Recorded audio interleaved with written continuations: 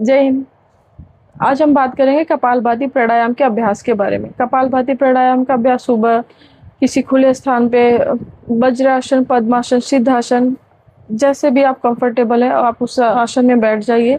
अपने मेरुदंड स्पाइन को स्ट्रेट रखते हुए, शोल्डर नेक बिल्कुल सीधा, आप जिसमें भी आरामदायक स्थिति में बैठ जाइए। अपने हाथ को ज्ञान मुद्रा में, वायु मुद्रा में, जिसमें भी आप बना के रख सकते हैं उस तरह से रख लीजिए, या फिर आप घुटने पे इस तरह से भी हाथ को रख सकते हैं। इसका अभ्यास करने से पहले हम ये जान लें कि इन्हें नहीं करना चाहिए। कपालभाति प्राणायाम का अभ्यास, कपालभाति प्राणायाम का अभ्यास जो गर्भवती महिला, प्रेग्नेंट लेडी है, उन्हें बिल्कुल नहीं करना है। पीरियड्स के ड्यूरेशन में भी इसका अभ्यास नहीं करनी है, या रिसेंटली आपने पेट का कोई ऑपरेशन करवाया है, या अल्सर से रिलेटेड कोई प्रॉब्लम है, समस्या है, या हार्ट डिजीज है, या बीपी की समस्या है, तो आपने डॉक्टर के सलाह या योग विशेषज्ञ से सलाह लेके इसका अभ्यास कीजिए।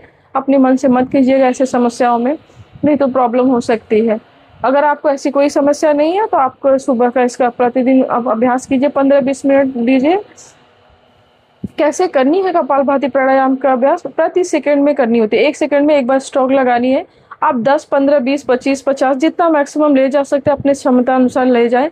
इसको करने के लिए आप अपने नाभि को अंदर की तरफ खींचना है और सांस को बाहर की तरफ फेंकना है। मुंह नहीं खोलनी है, बस सांस को, नाभि को लेना है, अंदर खींचना है, सांस को नाक से थ्रो करनी है। कैसे करनी है इसका अभ्यास मैं करके बता रही हूँ, आप इसका देखें। पोजीशन आपको पता है, एक बार देख लीजिए।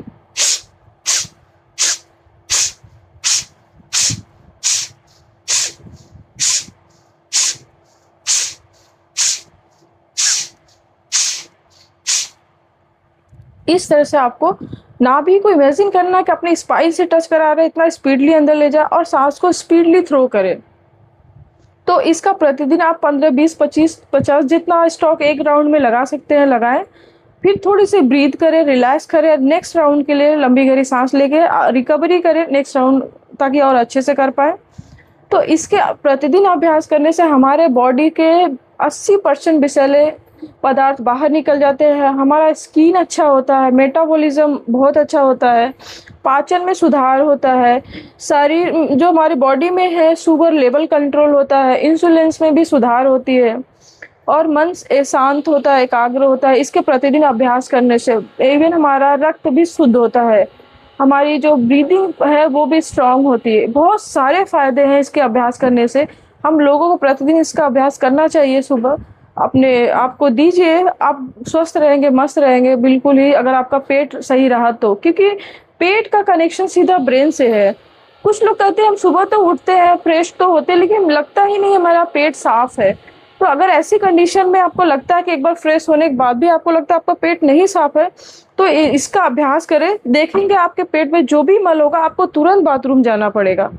तो इसका अभ्यास करते करते आप अपने आप को बहुत ही स्वस्थ पेट से रख सकते हैं, क्योंकि ये प्राणायाम हमारे पेट के लिए रामबाण इलाज है। पेट के सारे एरिया का मसाज कर देता है एक बार में।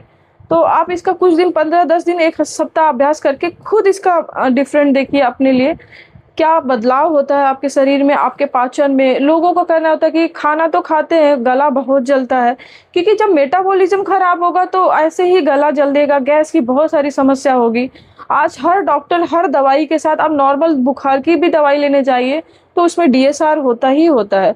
क्यों? क्योंकि पता है कि सबका मेटाबॉलिज्म सही नहीं रह रहा। आजकल का खाने पीने का जो है वो फास्ट फूड जो हम लोग बहुत खाते हैं, तो उस सब पे ध्यान दें। बहुत अच्छा लगता है तो वीक में 1 बार खाए, 15 दिन पे खाए, धीरे धीरे, बहुत जरूरी नहीं। घर का हरी भरी सब्जियां ही खाए, क्योंकि जो हमारे लिए है वही बहुत ही सफिशिएंट है हमारे लिए, हरी भरी सब्जियां। फास्ट फूड से हमारे ये जो पेट के सिस्टम है ना, वो सब गड़बड़ हो जा रहे हैं। बहुत कोल्ड ड्रिंक पियेंगे तो जठराग्नि धीरे धीरे मर जाएगी, जो फिर वही गला जलने की और गैस की समस्या आ जाएगी हम सबको।